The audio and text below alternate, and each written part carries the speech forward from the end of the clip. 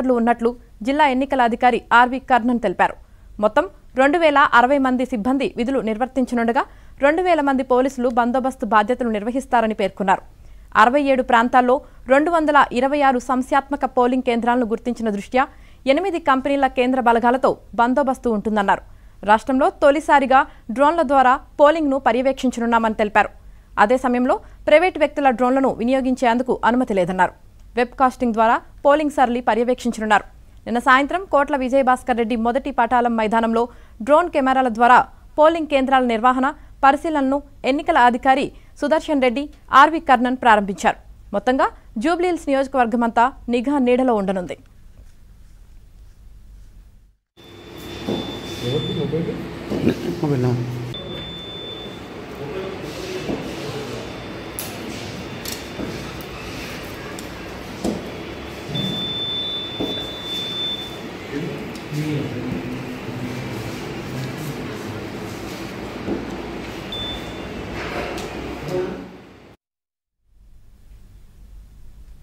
Polling ప్రశాంతంగా నిర్వహించేందుకు polling కేంద్రాల వద్ద పోలీస్ బందోబస్తు మొబైల్ స్క్వాడ్ ఏర్పాటు చేశారు.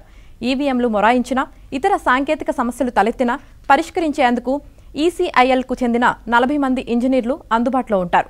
శాంతి భద్రతల లాంటి సమస్యలు తలెత్తితే డైల్ 100-1950కు ఫోన్ చేయాలని అధికారులు సూచించారు.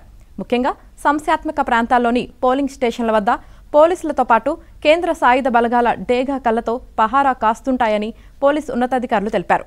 407 పోలింగ్ కేంద్రాల పరిసరాలతో పాటు ఇతర ప్రధాన రూట్లలో కలిపి సుమారు 800 వరకు సీసీటీవీ కెమెరాలను కమాండ్ కంట్రోల్కు అనుసంధానం చేసినట్లు పేర్కొన్నారు.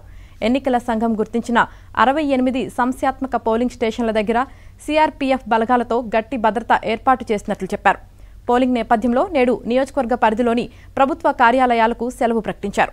జూబ్లీహిల్స్లో ఓటు హక్కు ఉన్న వారికి సెలవు ఇవ్వాలని ప్రైవేట్ సంస్థలకు జిల్లా ఎన్నికల అధికారి సూచించారు.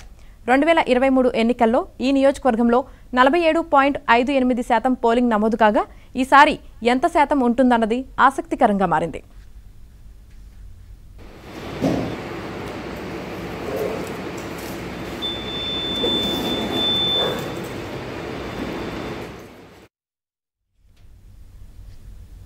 తెలంగాణలో